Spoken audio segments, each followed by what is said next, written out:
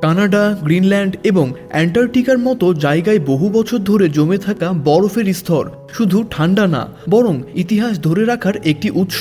বরফের নিচে যত গভীরে যাওয়া হয় তত পুরনো বরফের স্তর পাওয়া যায়। এটি সময়ের সাথে সাথে জমে থাকা তুষার ও বরফের ফল।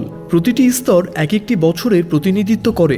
এই স্তরগুলোতে বিশেষ করে জলবায়ুর অতীত ইতিহাস জানা যায়, যা আবহাওয়া ও পরিবেশ গবেষণায় গুরুত্বপূর্ণ ভূমিকা রাখে। আর এই স্তরগুলো আসলে সময়ের এক একটা স্তম্ভের মতো, যেগুলোর ভেতরে বাতাস, ধুলা, এমনকি পানি পর্যন্ত আটকে থাকে। বিজ্ঞানীরা যখন অ্যান্টার্কটিকার গভীর বরফ কেটে নমুনা সংগ্রহ করেন, তখন দেখা যায় কিছু কিছু বরফের গঠন এতটাই পুরনো যে সেগুলো বয়স 20 লাখ বছরেরও বেশি। এই বরফের টুকরো গলিয়ে যখন পানি বের করা হয়, তখন সেটা শুধু গবেষণার জন্যই নয়, বিজ্ঞানীরা নিজেও সেই পানি খেয়ে দেখেছেন এবং সেটা পানযোগ্য কিনা তাও বলেছেন।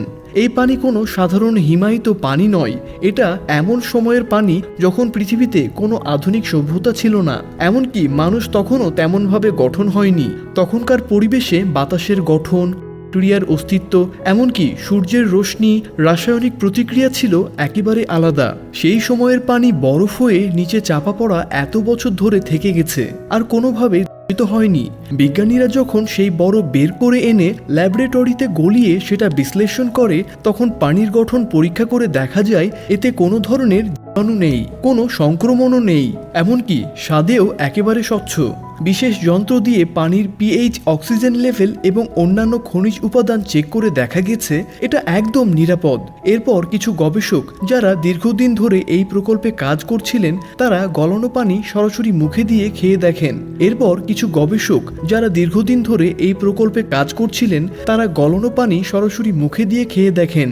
তাদের মতে এটা একেবারেই বিশুদ্ধ পানি, কোনো ধাতব স্বাদ নেই, কোনো রাসায়নিক টানও নেই, অনেকটা ঝর্ণার পানির মতোই ঠান্ডা এবং স্বচ্ছ। এই পরীক্ষার মাধ্যমে একটা বিষয় পরিষ্কার হয়, পৃথিবীর অতীত পরিবেশ ঠিক কতটা বিশুদ্ধ ছিল। এখন যেখানে পানিতে ক্লোরিন, আয়রন, সালফার, এমনকি প্লাস্টিক কণাও পর্যন্ত পাওয়া যায়, সেখানে 20 লাখ বছর আগের পানি এমনভাবে বরফ হয়ে জমে আছে যাতে কোনো আধুনিক দূষণের ছোঁয়া পর্যন্ত লাগেনি। এই বরফ এতটা গভীরে ছিল যে সেখানে সূর্যের আলোও পৌঁছায়নি। সেখানে এই পানি সংরক্ষিত ছিল নিখুঁতভাবে। আপনি বাংলাদেশের কোন জেলা থেকে এই ভিডিওটি দেখছেন তা অবশ্যই আমাদের কমেন্ট করে জানান। আমরা পরবর্তী ভিডিওতে আপনাদের ধন্যবাদ জানাতে ভুলব না।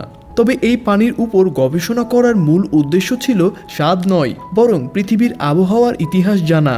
বরফের স্তরের ফাঁকে যে বাতাস আটকে থাকে, সে বাতাস পরীক্ষা করে বোঝা যায় তখন বাতাসে কতটা কার্বন ডাই অক্সাইড ছিল, তাপমাত্রা কেমন ছিল, কিংবা পৃথিবীর আবহাওয়ার গড় চাপ কতটা ছিল।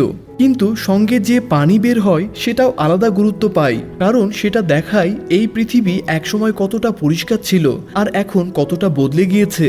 সবচেয়ে চমকপ্রদ বিষয় হচ্ছে এই পুরনো পানি নতুন করে ফিল্টার না করেই খাওয়া গিয়েছে, শুধু বরফ গলানোর পর সরাসরি কাচে ঢেলে খেতে হয়েছে, যেটা আজকের দিনে কোনো আধুনিক পানির ক্ষেত্রে সম্ভব হয় না।